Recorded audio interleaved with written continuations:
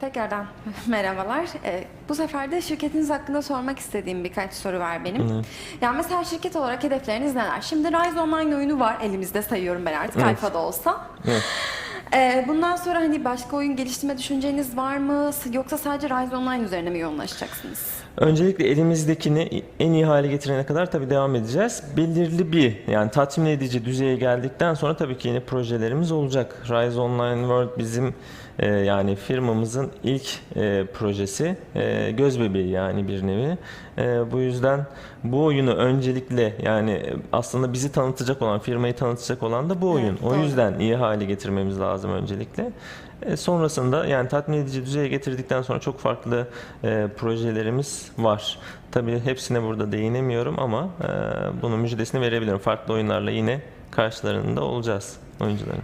Evet, insanların onları da merakla bekleyeceğine inanıyorum. Çünkü yani şu anda gördüğüm kadarıyla bu oyundan herkes çok memnun görünüyor alfada Evet. olmasına rağmen. Çok eksiğimiz var ama Evet. toparlayacağız. Yani şu haliyle bile şu an daha çok yalın halde. Ben projenin ilk başlardaki halini de hatırladığım için yani 3 yıl öncesine bakıyorum. Arada dağlar kadar fark var. Bundan da 3 yıl sonra veya 2 yıl sonra yine arada Evet, dağlar kadar fark fark olacağına olacak. eminim. Çünkü bunu tecrübe ettim ben. Oyuncuların da aynı şekilde tecrübe edeceğine inanıyorum.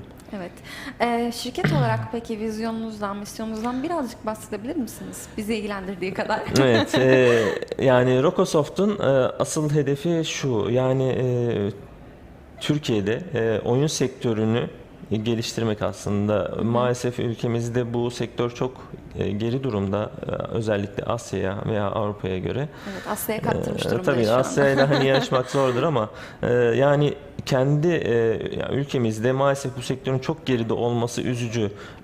Bunun nedeni sonucun hemen alınamaması. Yani yatırım yapılsa da çok uğraşlar verilse de çok emek harcansa da yıllar sonra emeğinizin karşılığını alabiliyorsunuz.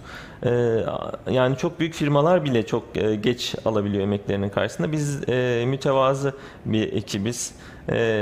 Yeni bir ekibiz ama çalışanlarımız, personellerimiz tecrübeli insanlar hepsi. Tecrübeli bir ekipten oluşuyoruz. Tamamı değil ama çoğu tecrübeli ve çoğu 30-35 yaş üstü ama arada çok genç çalışan arkadaşlarımız da var, ekip üyeleri de var.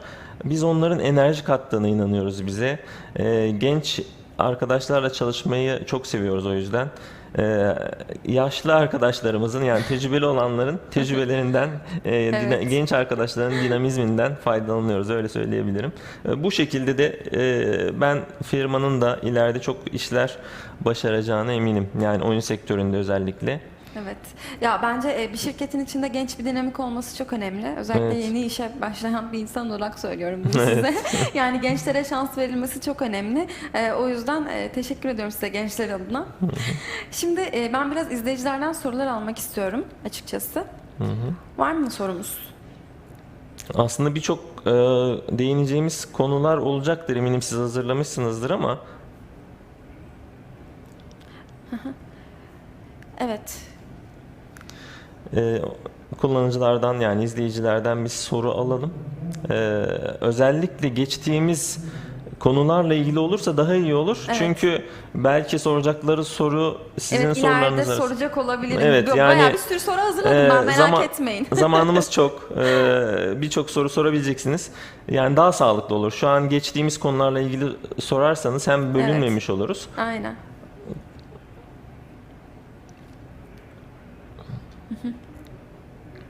Hatta hatırlatma yapabilirsiniz isterseniz hangi başlıklardan bahsedip. Yo, soruyorlar zaten Soruyorlar sürekli. mı? Ben Evet, şimdi şu arada an- baktım.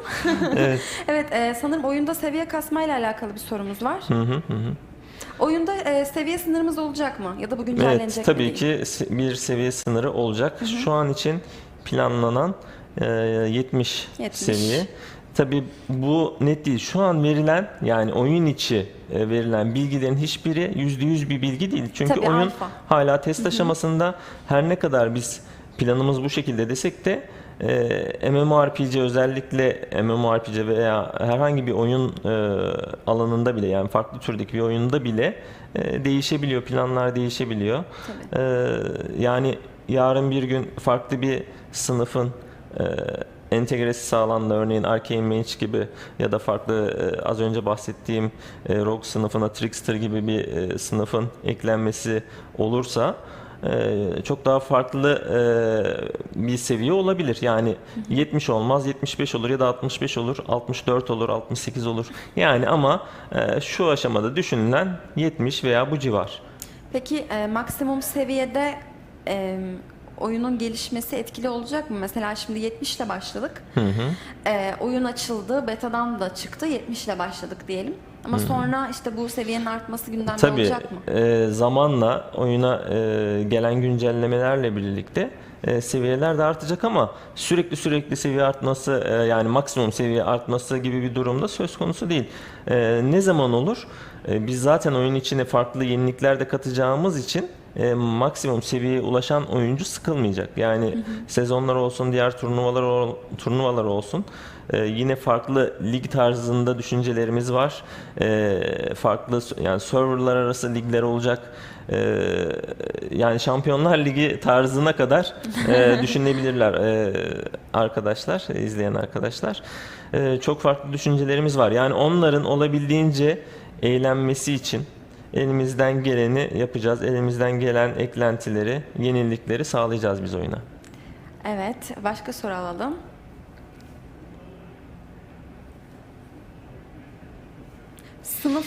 Sınıflara ek meslekler olacak mı? Evet, herhalde Mesleklerden daha çok biraz daha ileride bahsedeceğim ben. Çok var da mı? şey vermeyin. Bir bakın isterseniz.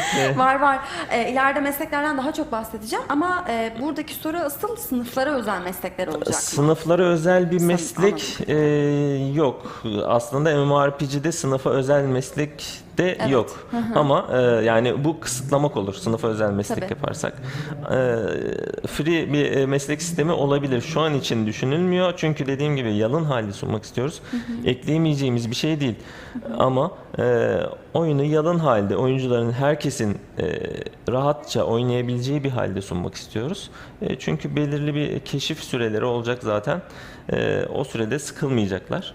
Hani çok süre geçmiş olsaydı, yenilik gelmemiş olsaydı tabii ki bunları zorunlu olarak getirmemiz gerekirdi ki belki bu dönemlerde gelecek ilerleyen zamanlarda. Bekliyoruz o zaman. Evet, yani eğer crafting ile ilgili soruyorlarsa crafting ile ilgili de planımız var ama şu aşamada değil tabii ki. Hani ilerleyen aşamalarda güncelleme olarak düşüncemiz var. Yani projeye dahil düşünceler var.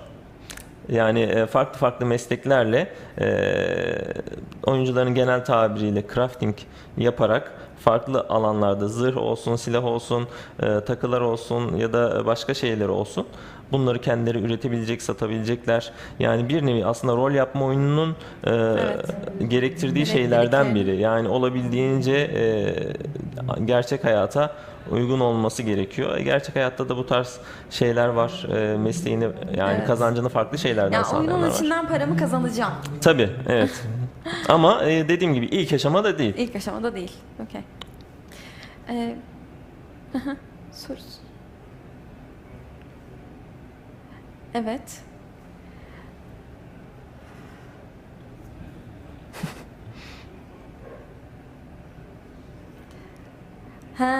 Evet. İzleyiciler girmede sıkıntı yaşayıp yaşamayacaklarını merak ediyorlar. Yani sunucularınız kaç kişilik olacak? Anladım. Oyuna erişim konusunda sıkıntı Evet. yaşarlar mı? İlk açıldığında illaki bir sıkıntı yaşayacaklardır. Yani izdiham olur. Ya Hani o bu da birazcık test gibi ya sonuçta. Black Hani ne kadar Friday gibi oyuncu olur. girecek? Yani herhangi bir Evet. mağaza önünde Black Friday zamanı geldiği gibi düşünebilirsiniz. İlla ki kopmalar, bağlantı sorunları yaşayacaksınız. Bunu kesinlikle Rise Online Black Friday'i. hiçbir firma garanti edemez. Çok büyük firmalar, ben isim vermeyeceğim ama takip edenler bazıları bilir. Ya çok sıra saydırırlar size, böyle Evet. binlerce, yüz binlerce kişiyi beklersiniz. Ya da girişlerde ya da bazı şeylerde kopukluklar olabilir. Ama zamanla oturacaktır. Yani biz tabii nasıl olsa bunlar olağan deyip öyle boş vermeyeceğiz. Tabii. Yani tabii ki bunların da en stabil hale gelmesi için elimizden geleni yapacağız ama tabii dediğim gibi Tabii bir yere ya, kadar. İlk giriş tabii ya. İlk giriş zaten İlk bir limit giriş testing'dir. izdiham olacak. Yani ona Evet. hazırlıklı olsunlar. Çünkü herkes hem aynı anda giriyor hem şey oluyor. Tabii ki Evet. illa bir sıkıntı ilk Yani girişte mob keserken olacaktır bile bir yaratığa böyle hurra 100 kişi, 1000 kişi saldırabilirler. Ona Doğru. hazırlıklı olsunlar. Evet. Ama işin eğlencesi de bence o. Evet, evet. Ya Yani insanın o kalabalığı görmek de bence hoşuna gidiyor Tabii, açıkçası. tabii. Çünkü uzun zamandır hep beraber bir MMORPG oynayamadık Türkler olarak. O yüzden şimdi girdiğimizde o yoğunluğu yaşarız, o heyecanla yaşarız ama böyle bir herhalde bir iki haftaya düzeltirsiniz diye düşünüyorum. bakalım. Tabii kısa sürede düzeltiriz biz. Yoğunluğa da bağlı Son tabii. bir soru var. Aşırı merak ediyorlarmış. Evet, bekliyorum soruyu. Karakter kontrolünü merak ediyorlar. WASD ile mi gidecek karakter, yön tuşlarıyla mı, ne yapacak? Mouse'la mı Kendileri hareket belirleyebiliyorlar. Bunu kendileri belirleyebiliyorlar. Yani biz edeceğiz? Ama olabildiğince klavye odaklı mı, mouse odaklı mı? hareket hı. olarak Evet, yani tabii hareket. ki left click'le de yani sol tıklamayla da hareket edebilecekler. Klavyeden WASD tuşlarıyla da hareket edebilecekler. İstediğimiz Yani gibi iki şekilde Evet, hareket iki şekilde. mekanizması var. FPS oyunlarındaki gibi WASD ile de hareket edebilirler. Evet. Yani kendileri ayarladığı sürece sıkıntı yok. Bunun yani ayarlar menüsünde mevcut. Peki, çok teşekkür ediyorum sorularımızı Rica cevapladığınız ederim. için.